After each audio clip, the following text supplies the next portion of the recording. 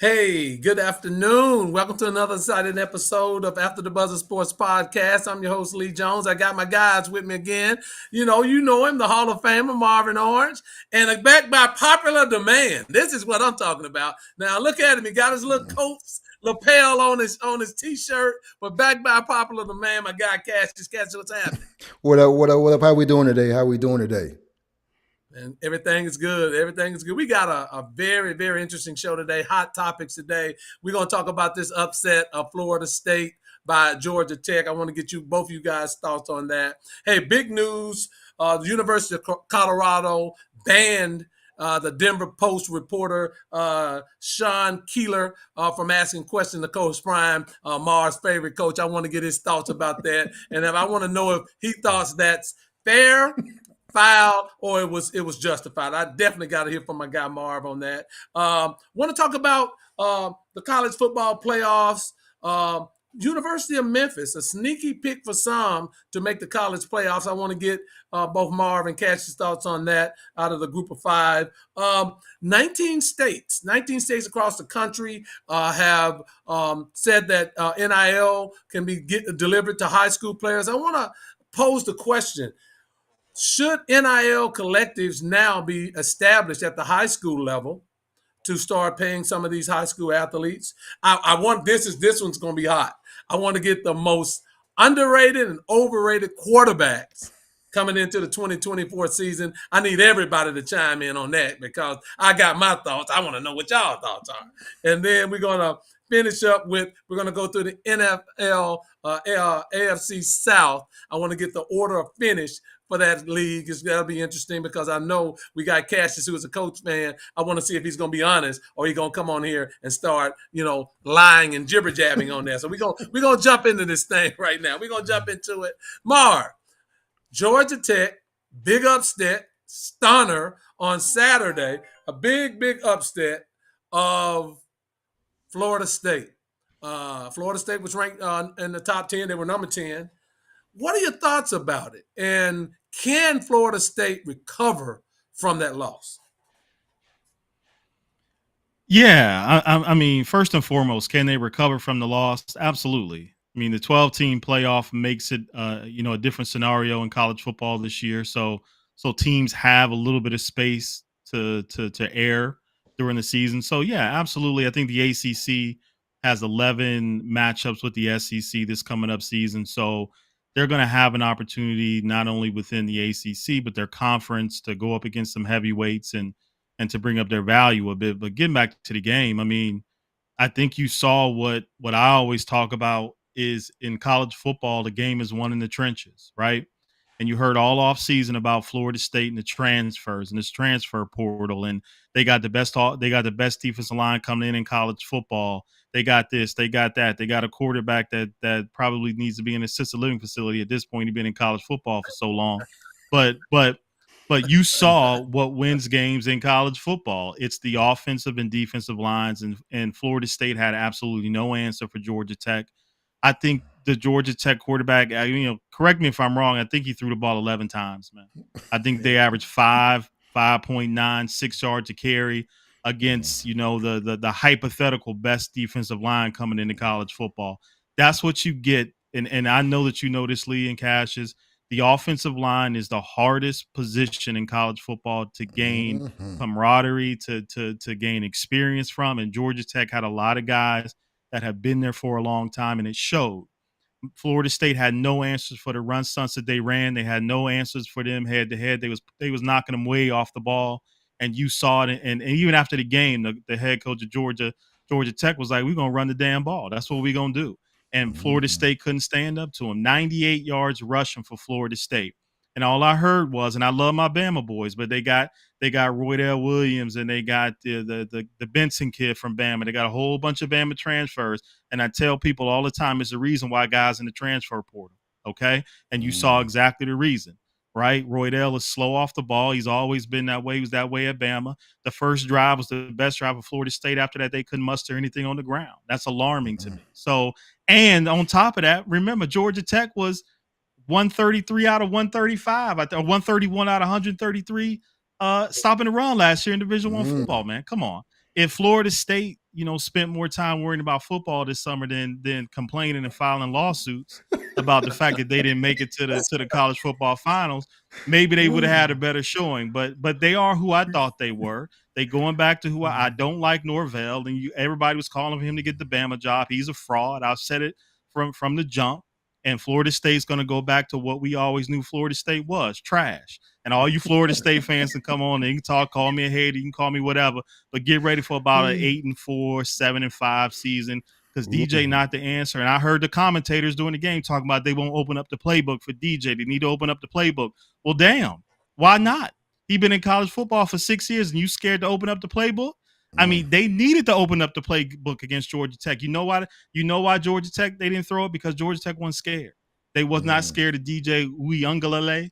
They wasn't scared of him at all. They wasn't scared of him pushing the ball down the fields. Benson, the gift kid from Alabama, couldn't get separation the same way as at Alabama. And I tell you guys all the time, there's a reason why guys in the transfer portal and it reared its head, and you can't build a roster from the transfer portal. This boy's in rare form today. Man, look, hey, he's in rare form today, but that's all right. Yes, let me ask you this.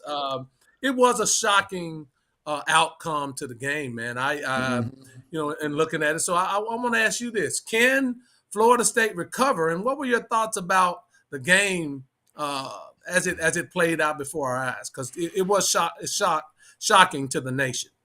Man, look, as far as Florida State recovering, I'm going to have to pick it back with my guy Marvin on this one, man. Look, man, Florida State, they have a couple of games that's winnable starting the season, but, Mike Norvell, he has to come back home, his old stomping grounds to Memphis, his third game. And Memphis, they're coming up on the next couple of topics, and, hey, Memphis might show them another L, you know what I mean? So Mike Norvell, I think, man, he's going to start off with a bumpy season, and he might end up in the hot seat, if you ask me. So, hey, on my end, like I said, piggybacking off Marvin, man, some of those, man, hey, they couldn't stand the chance with Georgia Tech. Right now, the run game, they had 190 yards, over 190 yards rushing, 5.3 yards a carry.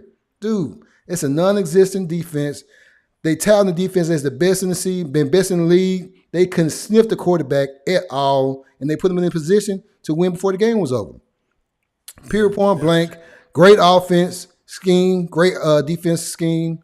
Florida State loses. How Marvin, what you say? They are who they thought they were. How you say that? We are who they thought they was, man.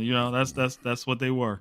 Point blank. Look, Florida. I was disappointed that Florida State wasn't physical. I mean, that was the shocking thing to me, that Georgia Tech was much more physical than they were, and Florida State didn't tackle well, and it was just a complete letdown, and so that's the part. But Marv, I seldom agree with you, but I am going to agree with you on this one.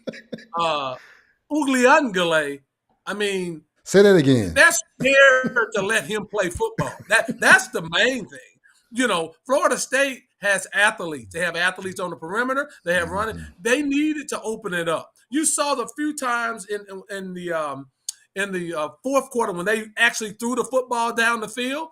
Georgia Tech couldn't cover those guys. They actually made a concerted effort. But Uliangale is a turnover machine, and he's always been like that since he's been in college football. And I think Norvell was too passive and too scared entering that game. And so, for me, it was like FSU played very passive and very scared. That was surprising. That was very surprising. And now, they lost a lot. They lost a lot from last year's team, and it was the first game, but I didn't think the physicality of it was any good. I thought that they didn't tackle well. I thought the Georgia Tech was far more aggressive than FSU, and it was pretty shocking to me. Cassius, to your point, look, FSU's not going to wait for Norvell to fix this. You better have it fixed next week and build upon it. Can they rebound? Of course they can, because if they win the ACC, then they will be in the playoffs, right? So they can rebound. But, man, this is something that was embarrassing, and it showed two things to me. He, as the coach, didn't have them ready to play. And to your point, Mark, like I said, we don't grow a lot. But to your point, that the defense was supposed to be one of the strengths of the team, and that didn't show at all. So I agree with you guys. I want to Oh, get to this, guys. Thank you for chiming in with us. Elliott Lions, FSU will not recover. They're not that good. As we all saw yesterday, I predict they will get several more L's this season. DJ is definitely not the answer. There's a reason he's been with three. That's a very good point. There is a reason he's been with three teams. Absolutely. I was disappointed in him, but to me, obviously the coaches were scared to open him up because they were very conservative until the end, and then he did throw the ball pretty well. But yeah, Ray Blackwell, I don't think FSU will recover. Bad loss, and you're right. You're right. You are who you think you are. Trash. Yikes, Marv. Unload, loaded. Barrel today. Yeah, That's right, Tracy. That's right. I'm ready, Tracy, because I gotta go on my boy Lee here for a second because and I don't mean to bring up the Cowboys here, but I'm gonna bring them up for a second, right?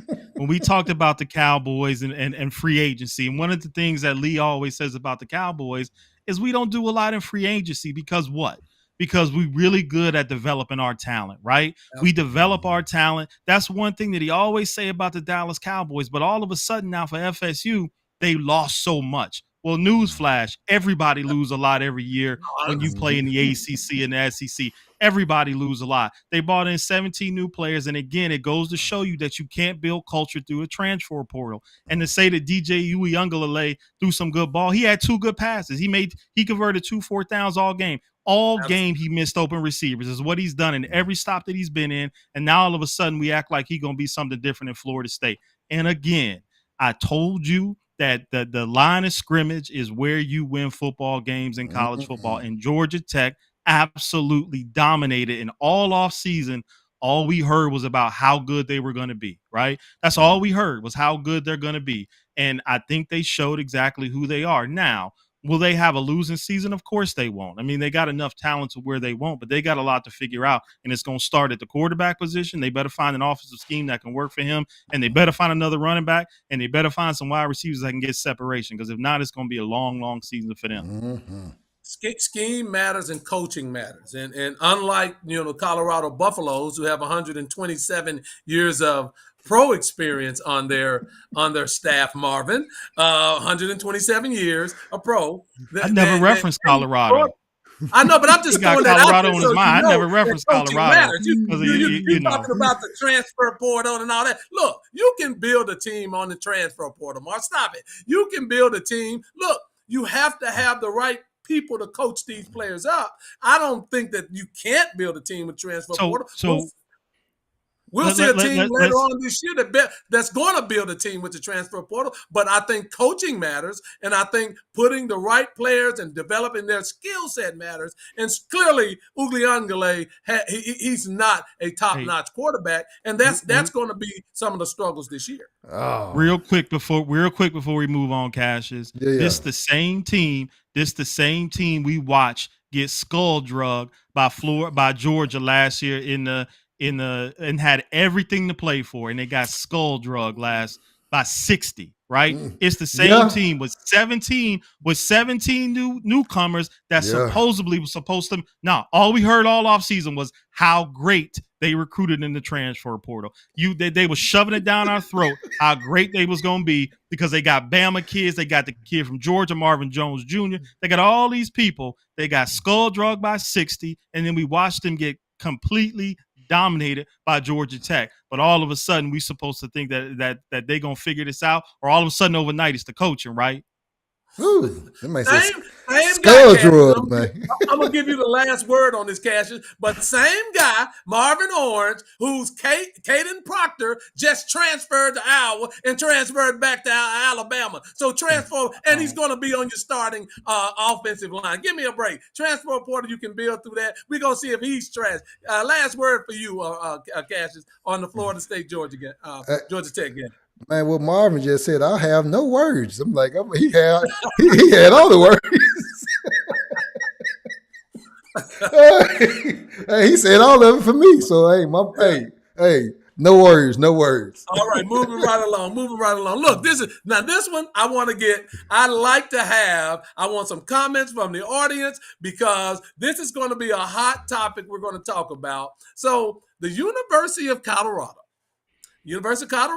Coach Prime U, if you want to call it, banned Denver Post reporter Sean Keeler from asking questions to Coach Prime or any player on the Colorado team, right? He's banned. He can come to the press conferences, but he cannot ask questions to Coach Prime or the players. Cassius, what are your thoughts about it? And my question is this unfair? Is it foul? Or is it necessary? Holla at your boy, Cash.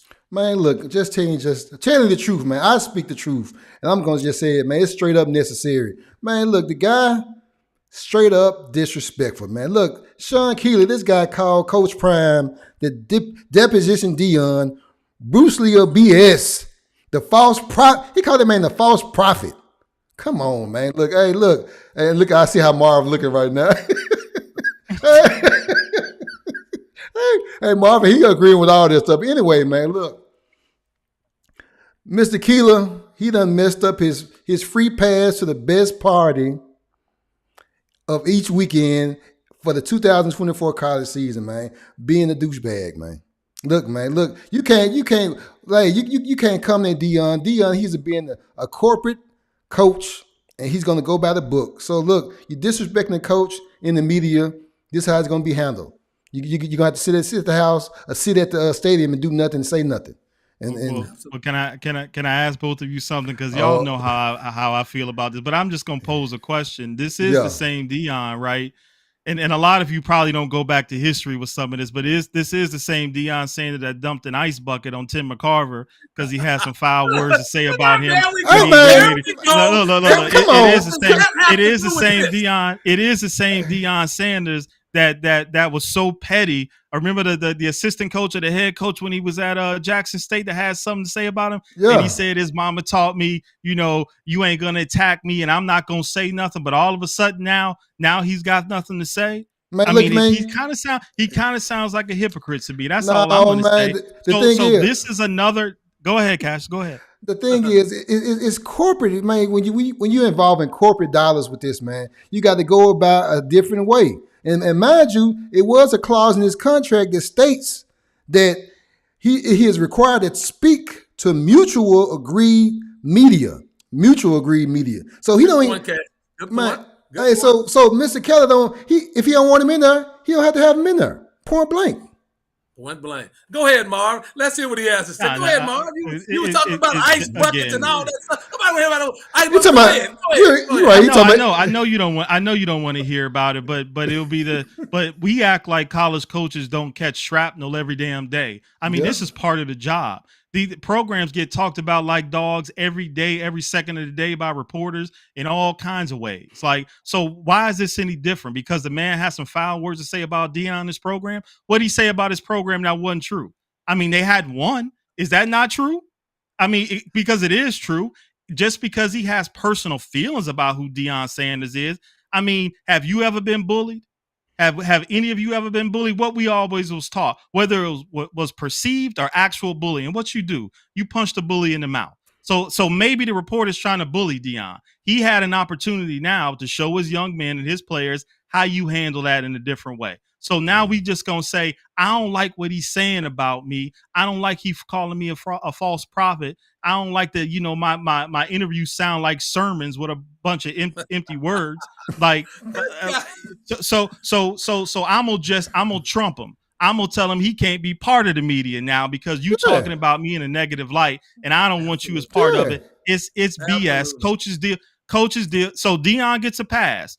Coaches deal with this every damn day as part of making millions of dollars. You're an ambassador for a university and you are paid that type money to deal with this type of adversity and to show how you deal with it. These are the young men that watch how you're going to deal with it. But because he calling me names, because again, like I always said, it's never about the kids. It's always about Deion. So I want to ask you, Lee, who do you think? Yeah, he can be a douchebag in his team, but still the point of the matter is that why do you feel like you need to take away? Why do you feel like you need to take away his right to say how you feel about Deion? Yeah, well, thank you, Mark. Let me jump in here because you talking all this. First of all, forget all that throwing water on people. Forget that. Two things, Mark. Two things, and I want to read Elliot Lyons' comment. This goes with the territory when you're in social media as much as Coach Prime and then don't win. The Buffs need to avoid all controversy and focus solely on the field and winning. Look. Fair point. Miss Keating, Keller is a douchebag. Totally agree. But let me say this. Nick Saban, have you ever heard somebody talk about Nick Saban like that in the press? Have you ever heard people call him a false prophet? Deposition Dion, Dion Kool-Aid. You have never heard media go after Coach Saban like that, Lou Holtz like that, Jim Harbaugh like that. You talking about a lot of coaches that have already proved they worth. Deion ain't proved jack.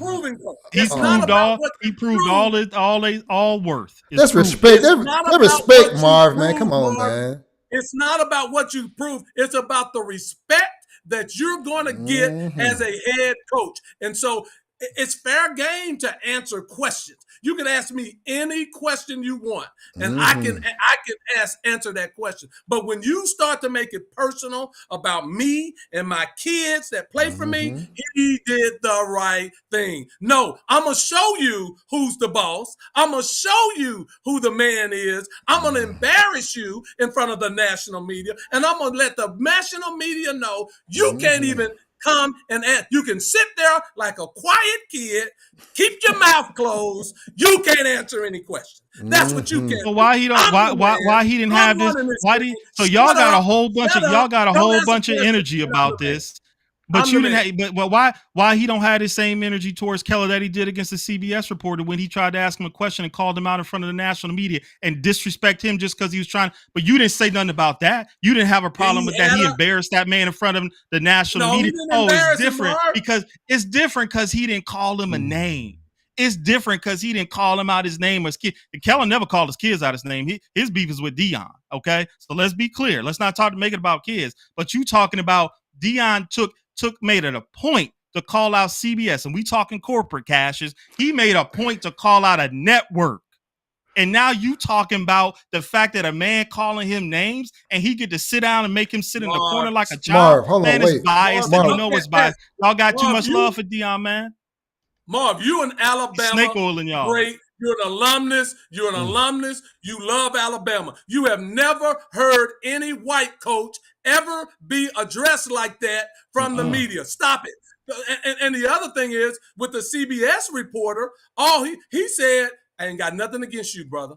I ain't got nothing against you. This is between me and CBS. And you know what he said at the next press conference? What he said, I'm going to do a personal interview, sit down with you, CBS reporter. He made it right. That was great. But you have never heard any of these coaches, these so-called great white coaches or any other coach being addressed that way. And you guys, some of you think that it's okay for that man to address Deion Sanders that way. Foul. They put him in his place. I love it. I absolutely love it because now you know what he's doing now? You know what he's doing? He's sitting over in the corner sulking, but you ain't going to say a word. Handle this bit. I'm going to catch up. Then I'm going to come to you, Cassius. Let's catch up with a few people. Serenade Field said, I wish Penny Hardaway would silence Jeff Calkins like that this season. He should. Sandra Keating. Well, Marv, he's a reporter, not a high school bully. And again, Keeler is a douchebag. Excellent point, Miss Keating. Dr. O, Coach Prime could handle it differently. I disagree. Dr. O, you and I normally rock sometimes. I disagree because I think I love the way he handled it. Hold on. Before you read another, we don't know how Coach Prime handled it because what he did was he let his administrators, the athletic director and stuff, make a statement. We don't know how Coach Prime handled it. Mark, so don't act like you love. Like you love how Coach Prime handled it. You don't know how he handled it. So wait a minute. So Marv, how should have Deion handled this situation as far as verbally addressing him? like he has handled every other situation, the bravado, the calling people out, the I'm Dion and who are you, the same way he built his legacy as a football player, the same thing that you love about him as a coach, the same way that he motivates kids is the same way that he should have stepped to this reporter just like he does anybody else. But now all of a sudden we're going to make it a racial thing, and that's a prime opportunity for him then. If you think it's about race, it's a prime opportunity. Wait a minute. Wait a minute. It out just the way that he does. So wait a minute, Marv. So him calling him the Dion Kool-Aid, like why is you referencing this man with Kool-Aid? Yep. What does Kool-Aid represent? Call it out. Yep. Call it out then. Call a spade then. You call everything else out, Dion.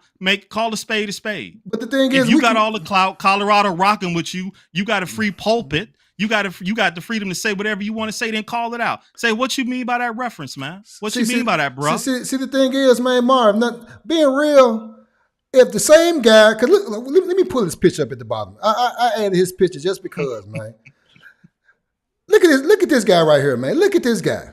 This guy would not say nothing like this on the street, man. This guy his face would be shut on the street, man. But since he's in the media, he's going to talk crazy because he has protection right now. So Dion, he has a freedom of speech. I know that, but I'm just saying. But if face to face, he would not say this stuff, and you know this. So I'm just being real. I mean, but I'm being real. That don't have nothing to do with it. He has a freedom of speech. He has the right to say whatever he wants to. He has the right to say however he feels about Deion Sanders. This man, look, he's a sucker, man. But he's talking behind. Man, look. He's talking behind the keyboard, talking crazy, and he won't bust a grape, man. You know what I mean? Let me get a few more people in here because I love the chat that's going on. Kippy Bannister, okay, I agree with you, Mama. I believe Miss Keaton, Ray Blackwell. There's a lot of people hating on Prime and are attacking him personally. Keep it about football. He has the power and he's using it. Love that comment, Ray Blackwell. Sandra Keaton, that's right. He was being that's right. He was being absolutely. Let's go back to Elliott Lyons. Respect is earned. The Buffs are all talk and no results as of now. Focus on football and winning. Everything will be fine. Right now, Coach Prime has not delivered W's, which is the only measure. I want to go to Dr. O. I understand Lee and agree, but Sanders ain't white. I thought Sanders was going to step up, and he should have called the reporter out about race. I wish Sanders said it and called him out. Look. I'm not disagreeing that may have been, but all of these things have been over a series of weeks and attacks. Look, go back to my original point. You don't hear these coaches talking to Nick Saban that way. You don't hear these coaches talking to Brian Kelly this way. Why in the world do we all know that exists, though? We all know it exists. To disrespect Deion Sanders that way. No way. We all know. Absolutely right. I 100% agree. Bust him in his $, and let him know what and who has the power. I'm the head coach of Colorado. You're not going to deal with my program or me. I shut you up. Now you're sitting in the corner. Go ahead, Mark. Thank you. I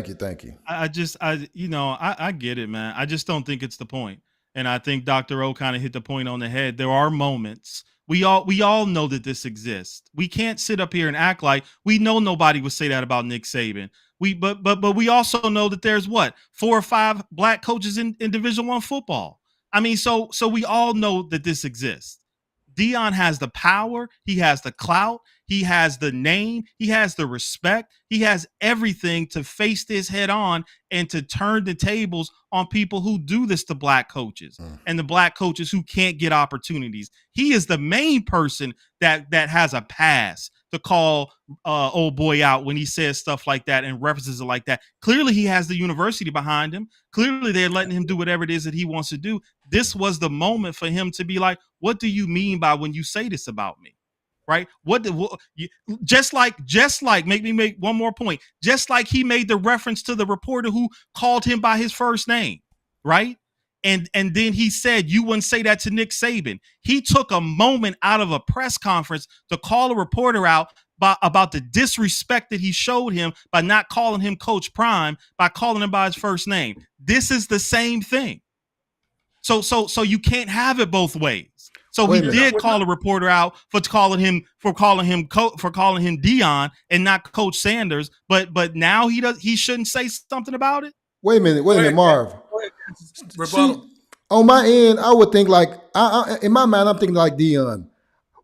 He's tired of giving media spotlight, these actual reporters spotlight, because he's giving them a platform. So now this guy's trying to make a name. This Sean Keeler guy, he's probably trying to make a name, just going at Deion like this. So Deion's just say, okay, I'm gonna go with the corporate route and just go ahead and get your band versus me go ahead. Like, I know he can speak on race and stuff like that, but sometimes if he get a spotlight to every reporter just talking crazy to him, it's going to be overwhelming to him. So Deion, he's doing it the right way. He's doing it the corporate way. Look, and thank you, Cash. It's very well said. But then, to me, he did it the ultimate way because now he has given other black coaches power. Because now these reporters are not going to come in and think that they can do what Keller did.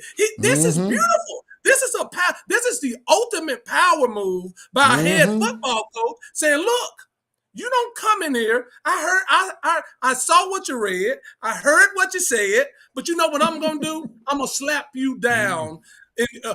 In your own profession, I'm going to not allow you to say a word at my press conference. How much better can you get? That's perfect. What power are you talking about, though, Lee? I don't understand the power construct we talking about. We don't have enough black college football coaches to have power. They won't even get hired now. You do understand that, right? So now you talking about the fact that now he's giving black coaches power. Shit, they not even coaching. They can't get jobs. But Marv, so something has to change. Something has to change. Long as Deion start winning, there's always a catalyst for change. Long as Deion start winning, catalyst for change. Long as he Deion start winning football games, but he is the catalyst for change. He is the person that needs to say this and call this out when it happens. We don't have enough black coaches to be able to do that. Black coaches won't say it because they don't have the power that Deion have, and they just trying to get damn jobs, right? So he has the power to do this. Marv, that's a perfect point, but the role model has been set in Deion Sanders, how you handle an aggressive reporter that's crossing the line, not between the lines. You're not commenting on me and what I did calling plays or defensive plays. You're making racial references, calling the program a circus, this kind of stuff. You slap those people in the mouth and tell them, this is not the old way dealing with Sylvester Croom when he was at Mississippi State and he had to take everything. This is Deion Sanders, the new head coach of Colorado, and I'm going to put you in your place. So I agree with you, but I say you're leading and trailblazing a path for future coaches not to accept that foolishness, because all that is foolishness. And now you will see this is all across the country. Everybody saw how Deion Sanders handled it. Now, to your point, Cassius, go win some football games now. You got to win. All of this, none of this matters if you don't win, but you got to win some football games. But Marv, I disagree because I love how he handled it. Because I'm telling you, man, this guy now is sitting over in the corner sulking, and the Denver Post is reevaluating whether we should just pull him out, and that'll never happen again, and it won't happen to another black coach. So that's a couple of other people I want to jump in here. Ray Blackwell said, Marv, it's all about race. Miss Sandra Keating, that's it, Lee. Bust his next time. Robert Agee, sometimes you have to choose your battles, and I think Deion did the right thing here. Dr. O, you have to take a moment. You can't be tired. Call him out. Lee, maybe he could have done both. Maybe he could have spoken and used the language and how to respond.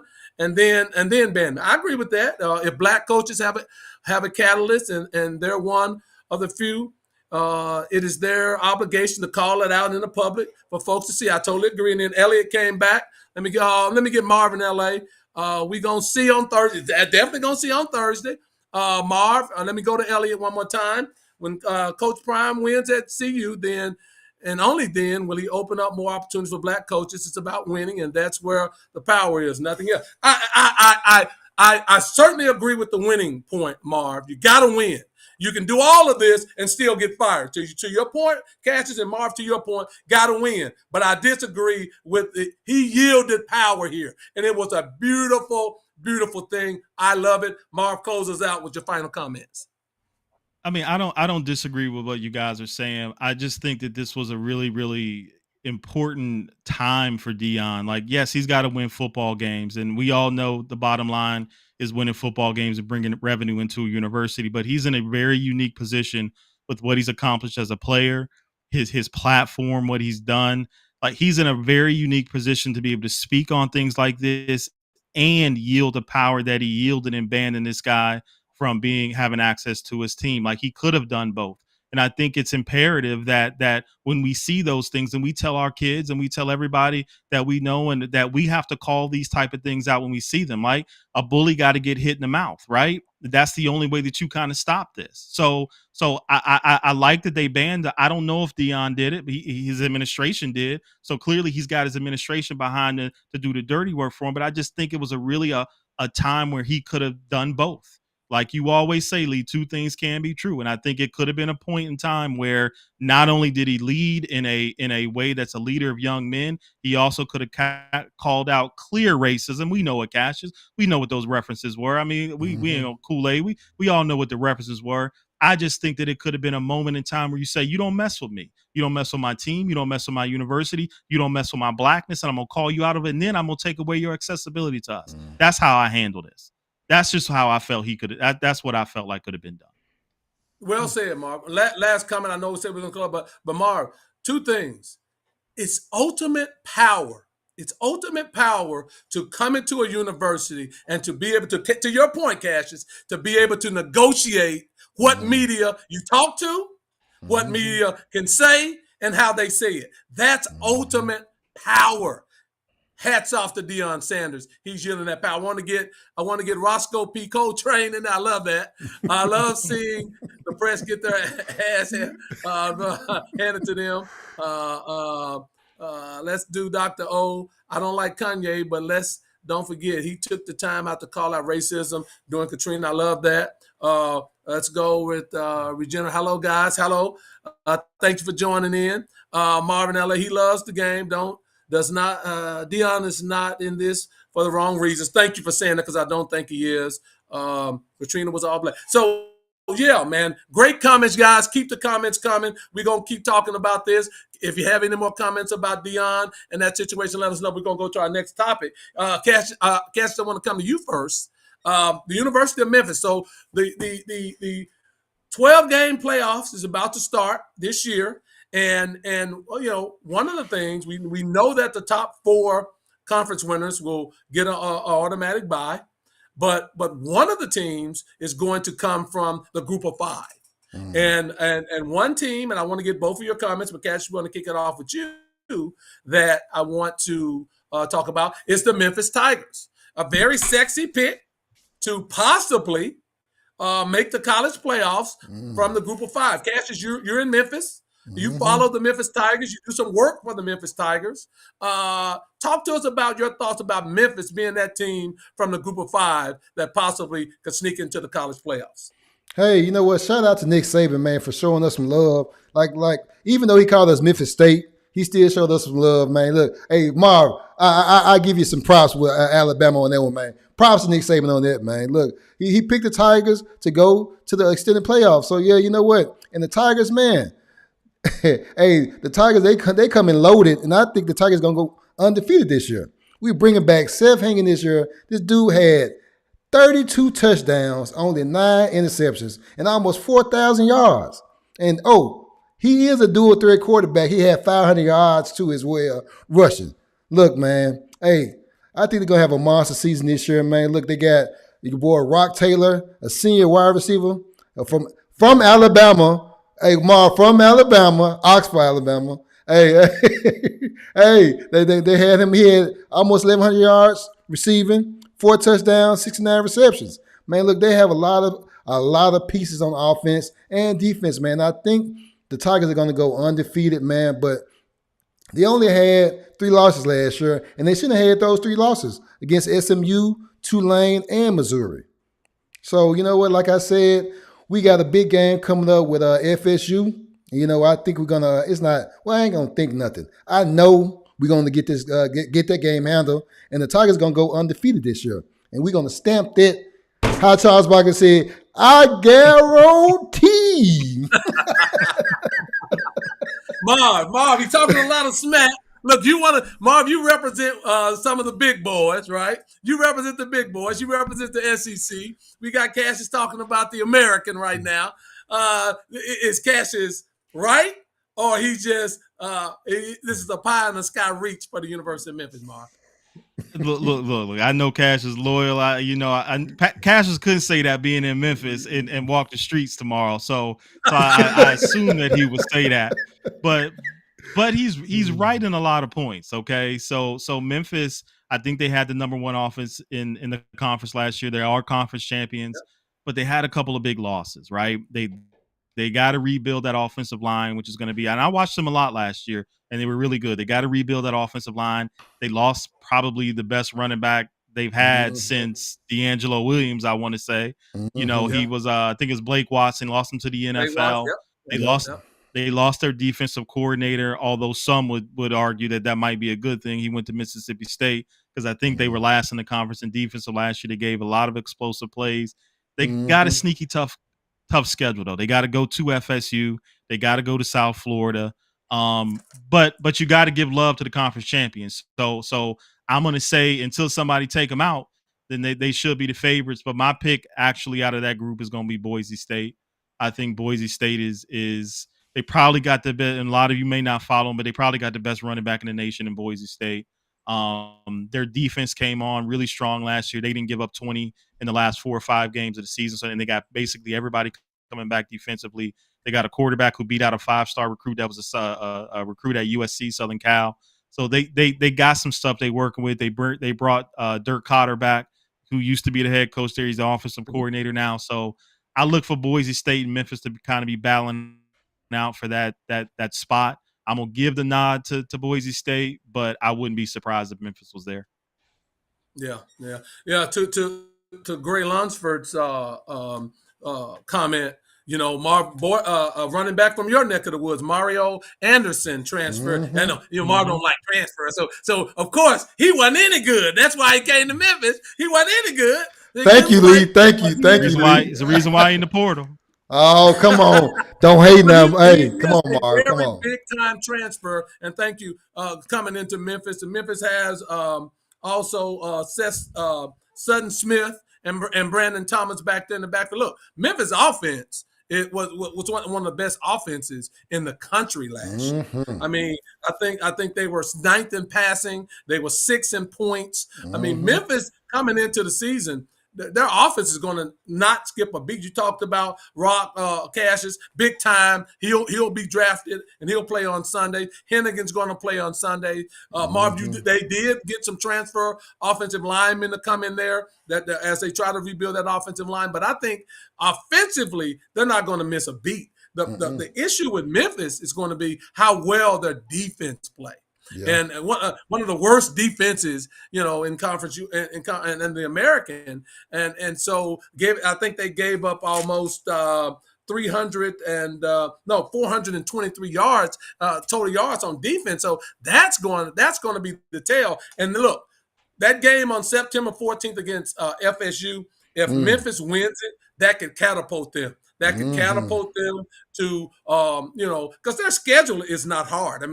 I mean, they have some easy teams to beat. I mean, North Alabama, Troy, Navy, Middle Tennessee, South Florida, Charlotte, UTSA. So very winnable games. Now, long season, anybody can slip up and beat you, but they have the opportunity, and I think they have the offense to get them any place. Their offense can play with anyone. It's how well their defense plays, and to your point, Marv, how well they rebuild an offensive line that they lost a few players on. They lost their starting center, who I think was drafted and going to play on Sundays. So that's where we're going to see if Memphis can do it. But certainly, they have an opportunity to make some noise and be that team that comes out of the group of 5 and make it to the college playoff. I want to move on because we got a couple of more topics that definitely want to get into. Marv, there's 19 states that have, and I agree with Elliot, don't sleep on Navy. There are 19 states that allow NIL deals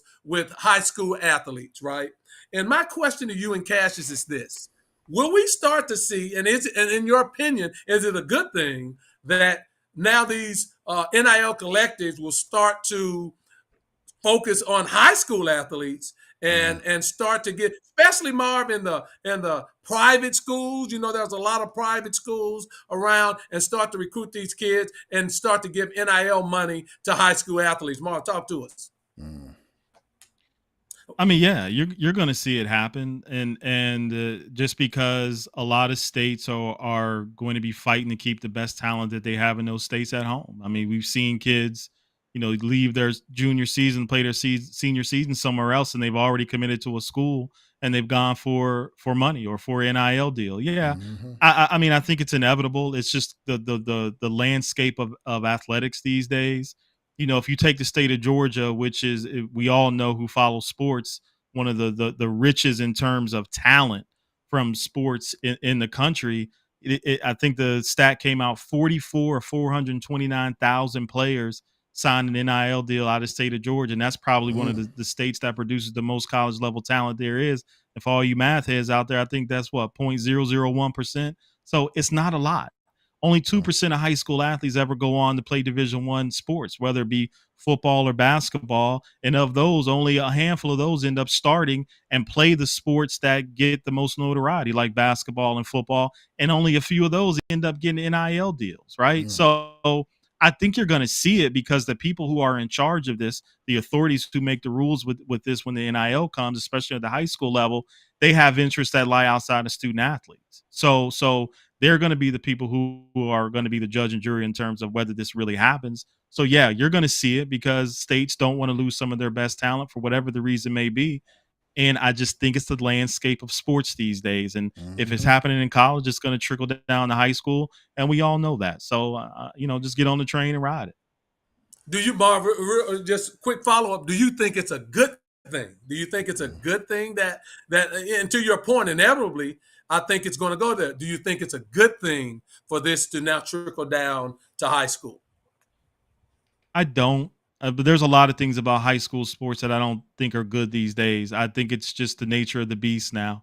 But if you're asking me, do I think it's a good thing? No, I don't think it's a good thing for student athletes in high school. But again, who am I to say that if you're talented enough to secure an NIL deal and somebody wants to make you a face of a brand, who am I to say that you don't deserve to be able to get that if you are in high school? Because we both know, the kid that's going to Duke and some of these other kids, yeah, they're going to be the face of the NBA and face of franchises moving forward. Of course they deserve NIL deals, but you got to think about the other kids who will never secure anything. But that's life, right? We deal with that every day. It's the have and the have nots. Either you're good enough or you're not. And if you're good enough, then you're going to get what you deserve. If you're not, then you sit back and watch the people who are good enough to get it. That's just the way of the world. So I don't think it's a good thing, to answer your question, but I'm also not naive to know that that's the way it's going. Yeah, beautiful. I love to hear some of the audience's comments on this, because this is a topic that you're going to start to hear more about. You're definitely going to start to hear it. You're going to start to see these collectives start to come up. Cassius, what are your thoughts about it? One, do you think collectives should be formed now for high school athletes to get paid? And do you think it's a good thing for as it trickles down to high school sports? Well, as far as this movement, it's basically going to be creating new opportunities for young athletes to capitalize on their talents, and but it raises a lot of questions as well. It's basically the major issue as far as whether high school as a collective should be allowed to negotiate NIL deals and stuff like that, on behalf of the athletes. And on one hand, the collectives to manage the deals and provide much needed guidance for basically protection for the young athletes. But the thing is, when you're mixing at this age and this stage in life, far as with young athletes, it's kind of hard to tell right now because the landscape is going to be kind of iffy. Because like I said, it could be good far as you got somebody who's struggling who needs the money, and you got somebody who's better off who don't need the money. You know what I mean? But you're telling a parent who's on WIC and food stamps, and their son, a school telling you, okay, we're going to give you this so a lot this amount of money for your son's talent, you're gonna go with it. It's gonna be off the table. You're gonna like, okay, hey, what's the on water boy? Food, take the money. That's what's gonna happen to a lot of kids. And the thing is, they could be signing bad deals, and it's gonna have them messed up in the long run. So yeah, because if their talent exceeds that deal in college, they kind of messed up on the money. So yeah. Yeah, I want to get a couple of me and Marv in LA. I think high school is too early, Marv. I think he sort of agrees. Marvin. I think he sort of agrees with you, Marv. It's a little bit early. Dr. O, doesn't matter if it's good or bad because it's just going to happen. However, if college sports wanted things not to be this route, they could have done something long time ago to change it. Elliot Lyons, he agrees with you, Marv. He doesn't agree with it. Doctor, let's be clear. When I say it was greed, I mean college athletics. The organization and the institutions of it have always been driven by greed, and that's why it's here and it's going to stay. Serenade Fields. Yeah, I hope the young athletes will not be taken advantage of. And then all of those are good points. Look, there are a couple of things for me where the pitfall may occur. And I think you may start to see these collectives pop up, Marv and Cassius, but I think you'll see them dry. They're going to pop up with the high school athlete to sort of undermine where they go on to the college team. So I think you'll have my only fear. I'm for high school athletes getting NIL deals. I think to Cassius, what you said was a great point. Look, you can't tell a mother who's on WIC or anything that her son has this God-given talent and everybody wants it, supply and demand. They should get it. And so I'm all for it. What I don't want to happen, and I think where our people and all parents of athletes need to make sure that they get good legal advice in signing these deals, because you'll start to see these collectives pop up and they'll start steering athletes to the college of their choice based off of some of these deals. Don't be fooled by this. Everything is going to fall in line on what college you ultimately go to, because that's the way it's always been, and it's going to continue to be that way. And when you start to see these collectives pop up, that's my only fear. But for me, I think it's here to stay. I think it's going to happen. But I think what will happen is you have to be mindful of who is in these collectives, who's behind these collectives, and be smart enough to get some legal advice that don't tie you into some of the other pitfalls that could happen to a young family that don't have that type of knowledge base about NIL. So that's where I think it's going. But I think it's here to go ahead, Mar. I think I'm reading Elliot's comment, and that's where I was going next in terms of high school basketball, football. It was really the only pure form of sports that we really kind of had left, right? And that's my fear. My fear is that we're only talking about the 1% here. We're only talking about the kids who can demand, an NIL deal, who can demand, and we're talking about private schools who are able to front that for kids to get them to come play, right? We're talking about the Oak Hills and the Mount Verds and all these type of schools that we watch every year. But high school basketball used to be about, like Elliot said, where you paid taxes and kids had to go to school there. And what's going to happen to those school districts who lie in tax brackets that aren't high? They can't compete with this. They're going to lose. They're going to lose their best talent. And high school basketball used to be about developing young kids, and also kids that you never heard about play against maybe another kid from Science Hill. I know y'all know Science Hill out of Tennessee, or whatever the case may be, and make a name for himself when you never heard of him before. Now he won't have that opportunity because the best kids in his area are going to be gone, right? So I'm not worried about the 1%. They're going to get theirs regardless. They're going to get steered and they're going to have opportunities regardless. I'm worried about all the other high school athletes that won't have the opportunities that they used to have to get some type of notoriety or some type of Division II or Division III scholarship, when you could make a name against yourself against some of the best players in your region or in your state. They're not going to be there anymore because they're going to be playing at these private schools that have collectives, because most schools, public schools, aren't going to be able to afford this. They're going to be out of the game. And it's just like it is in college football right now, Lee. We talk about this all the time. It's the have and the have nots. We're talking about the SEC and the Big Ten, and everybody else get in where you fit in. And this is going to be the same thing in high school. So that's what worries me about this. It's not about the fact that high school kids should get paid. Those 1% are going to get it anyway. It's about all the other kids that are going to get left behind and left the opportunities that I had and some of the guys that were older that we had to make a name for ourselves. So that's what I'm more worried about than anything.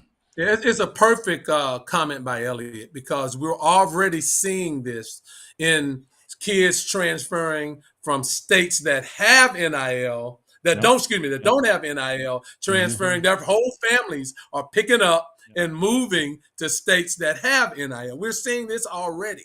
Ohio, I think, is one state that doesn't have NIL, and there's been numerous athletes move from Ohio to Georgia, and so we're gonna see that.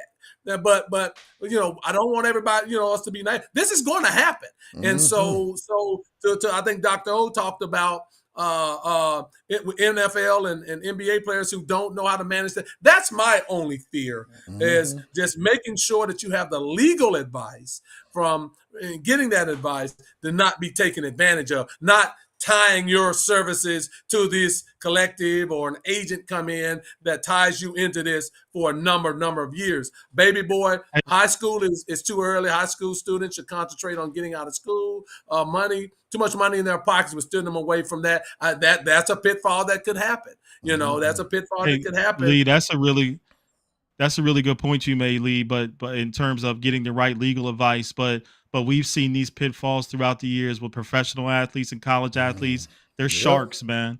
They're straight up sharks out there, and agents and runners and all this who are basically just preying on these kids. And you take somebody who is on WIC, who is on food stamps, who they have no idea how this business works, right? And you flash a little bit of money in front of them, and the next thing that you know, they're in bad situations, just like the young man we were going to talk about where he had to pay we never got to it before, but just like those situations, right? You're going to see a lot more of these situations because people aren't prepared and know how this game works. And it's a seedy ass game. And we all know that. And people aren't, and parents and families aren't prepared for this. Yeah. Great not at that level. Ray Blackwell, I don't think it's good for high school athletes. Money and greed is the root of all evil. We know that. Mav in LA, NIL in high school will corrupt the game. No more going straight to the pros anymore. Yeah, it's just the movement of it. You'll see people start to reclassify. It's going to be a lot of ramifications that go on with this. The NCAA is watching it close, but unfortunately, the NCAA has no power anymore. That's the thing about the NCAA. The NCAA can't do anything. This cat is out of the bag. And look, I'm for. I'll be going on record. I'm for name, image, and likeness, and I'm for it down to the high schools. I'm leery of this pitfall. Cassius, take us out on this topic. Like the main thing is, like I said, I gravitate more with Marvin, like because he has more knowledge with it. And like I say, it's going to be good and bad. But like I say, if you don't have the financial know-how with the agents and stuff like that, you're going to be in a bad situation in the long term. Yeah. Robert Agee, good point. The state legislators is going to have to sit down and sort of redefine the NIL rules, because right now, man, I mean, and again, I want athletes to get all the money they can. This is not to your point, Marv, this is not an athlete making money. This is about what you're signing for and what does it mean. And I think we all agree on that. Hold on, real quick. I know we run out of time, but Mr. Agee made a good point though, but then it's a point that I made earlier. You have legislators and people who are making decisions that have interests that lie outside of the student athlete and even the state, for that matter, because all of them have their hands in the pot. We all know this. So this it's not a purity thing that we're talking about here, where we have people making decisions for the best interest for student athletes. So that's the problem. Therein lies the problem as well. It's too many people making decisions that don't really have an interest in this outside of. Inside of what happens to student athletes. But go ahead. I'm sorry. Good point, Mark. Good point. So we had two more topics. Cassius, we're gonna go next week and talk about. We're gonna start doing our previews for the season. But I did want to get into. We're gonna get into that next week, Cassius. I know you got your coach shirt on. Wash it and wear it again next week, so we can get into that. With the NFC South. Watch it and wear it again next week. I got another one. I got another one. Good. But I did want to get into this topic, Marv. the most overrated and underrated quarterbacks coming into the 2024 NFL season. And I certainly want the audience to chime in, as this is our last topic for the day. Most overrated, and then give me the most underrated of all the quarterbacks coming into 2024. Marv, let's kick it off with you, man. Yeah, I'm gonna make it quick because I know we run out of time. I'm gonna give you my most overrated. I think you all know probably where I'm going. Justin Herbert. I think he's the most overrated quarterback in football. I suspect he'll be better this year with Jim Harbaugh, but third highest average in salary. Last 4 seasons, 30-32 with a 27-0 lead. Choke job in the wild card game against Jacksonville. One Pro Bowl. He's been wildly inconsistent. I think he won 5 of 13 starts in 2023. So to me, this is a make it or break a year for Justin Herbert. He's got to be better than what he's been for all the hype that he's gotten. And the most underrated, probably going to surprise a lot of you, but Geno Smith. I think Geno Smith might be one of the most underrated quarterbacks in the NFL right now. Yeah. He was one of the best quarterbacks on first and second down. He struggled when he got in obvious passing down situations, but that was because his offensive line was so bad. But let's not make any mistakes about it. Geno can sling the football when he has time. He showed that last year. I think Ryan Grubb coming in is going to put an offense around him that's going to cater to his ability and his skill set, and he's got a great receiving core. So I think Geno Smith might put some people on notice this year, but he's my most underrated. Man, Marv, you Mav in LA. Well, hold up, Cassius. Mav in LA. See, I like you for a minute, but keep it. You keep that out of your mouth. You said the wrong things, and I'll deal with you at another time. Go ahead, Cassius. Mav in LA. Then you gotta talk. Go ahead, Cassius. Hey, it's so funny because Marv, you took my honorable mention. My honorable mention was for the most underrated quarterback was Geno Smith. So hey, we agree on that one. Hey, what's so funny? We got two. We got the underrated and we got the overrated. My overrated might not surprise Marv, but it's gonna surprise Lee. Look, my overrated man quarterback is Dak Prescott, man. Hey, I was gonna go there, Cass, but I'm so tired of saying it. I just had to go another way, man. Hey, you know what? Despite his undeniable talent, man, and leadership for the Dallas Cowboys, man, Dak he finds himself on the spotlight for the wrong reason. This man, I call him overrated because basically his inconsistencies on the pressure times when he needs to make it happen the most, he doesn't make it happen. Look. Every year we have the Cowboys on this platform like, okay, they're gonna make it to the Super Bowl, or at least the NFC Championship, and they fall short every time because Dak Prescott does not come through in crucial moments, man. We're waiting on the Cowboys to make it deep in the playoffs. It was first, the Cowboys offensive line need to go ahead and get healthy. The defense need to get healthy.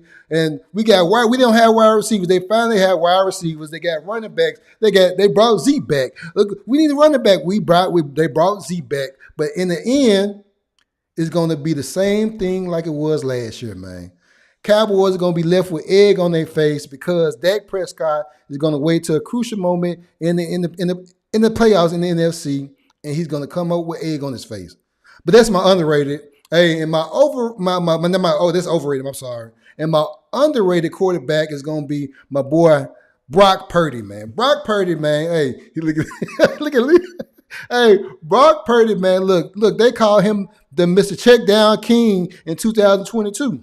But look, the man came back out in 2023, passed for 42, basically almost 4,300 yards, 31 TDs, man. 31 TDs. Look.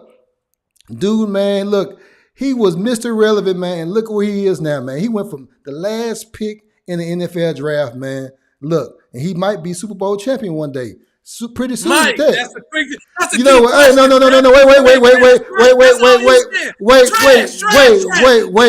Wait. Hold on, Lee. So the thing is, you're so aggressive when it comes to to the 49ers because they're in your division, but they have made it farther than you all each year. What? The last pick of the you got Mr. Irrelevant. It don't even really worry about. It doesn't matter who the San Francisco 49ers have at quarterback because they're gonna beat the Cowboys no matter what. They're gonna beat the Cowboys no matter what, and the Cowboys man, you know what? Go ahead, Lee, man. Go ahead, because hey. first and foremost, this is what I'm gonna say, Cassius. I respect you. You come on the show. You made some great points today. I mean, boy, you really, really did a great job today. I love your energy. You and Marv's class. We ended the show with you, Cassius, on some trash. That's what we ended on. Nothing but trash. It's nothing but trash. That was trash. Pure garbage. I'm gonna end it there, right there. That's all I'm gonna say. And the other thing is, and I don't have to defend Dak Prescott, number 2 in MVP voting, second in QBR, led the league in touchdowns. Right, I don't have to completed almost 70%. I don't have to defend Dak Prescott. I said he's an undeniable talent, but like I said, he comes up short. Only one team wins the Super Bowl, Cassius. Only one. See, you used to playing marbles, and when you hit the marble, the person that's closest wins. But the one that knocks it out, that's the champion, man. Let me tell you. Make it to the NFC Championship, man. At least make it to the NFC Championship. Real quick. My most, and I agree with Elliot. I had Trevor Lawrence as one of my most overrated because look, Trevor Lawrence, he hasn't done anything. 21 touchdowns, 14 interceptions last year. But surprisingly, my most overrated is Josh Allen. People give Josh Allen a pass. Every year, he gets a pass. The man threw 28 touchdowns and 18 interceptions, but we never talk about Josh Allen as a turnover machine. He certainly is, to me, overrated. Overrated. So I said Trevor Lawrence and Josh Allen. My underrated, look, I think Russell Wilson and the Pittsburgh Steelers are going to have a phenomenal year this year. I picked him. He's my honorable mention. But my most underrated is Jared Goff of the Detroit Lions. I think Jared Goff, people don't give him enough credit. See, I didn't say Dak Prescott because we all know Dak is a great quarterback, but it's Jared Goff. Look, through 67% completion, over 4,500 yards, 30 touchdowns, 12 interceptions. I think Jared Goff is probably the most underrated quarterback in football right now. Certainly it's not Dak Prescott because we know he's the next $60 million man. Look, this has been a great, great show. I mean, it's been fabulous. Thank all of you for your comments. I appreciate you guys. Go ahead. Before we head out, we usually have some closing thoughts, so we're not going to be on until this happens. But Thursday night, I know Colorado plays North Dakota State. You know I couldn't get out of here without saying this. I'm looking forward to the game, not because I think Colorado's going to lose, because I don't. I think that they'll win the football game, and they should win it relatively easy. But what I'm looking for, and I have your cell phone on, Lee, Cassius, you too. What I'm looking for is North Dakota State is going to run a lot of heavy personnel. We know they run the ball 65, 70% of the time. That's who they are, 13, 22 personnel. I'm really interested to see Colorado in the trenches.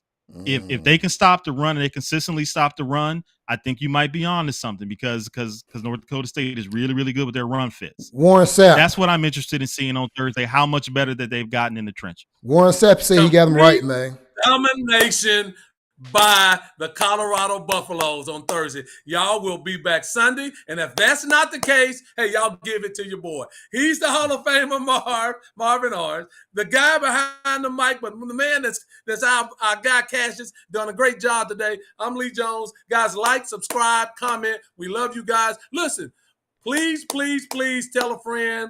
Like our podcast. We appreciate all the comments, guys. We'll see you next week. Have a good one.